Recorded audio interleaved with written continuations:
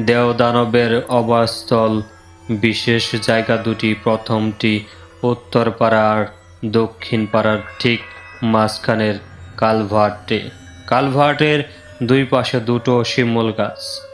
দুই পাড়ার লোকজন বনেছিল। বিশাল আকৃতি নিয়ে দাঁড়িয়ে আছে গাছ দুটি, দেখতেও হুবহু এক। আর চারিদিক বিস্তীর্ণ মাঠ, ক্ষেত খামার। সবাই বলে নিচ দিয়ে যাবার সময় শিমুল গাছ থেকে ঝাঁপ দিয়ে ঘাড়ের ওপর আছড়ে পড়ে দাও।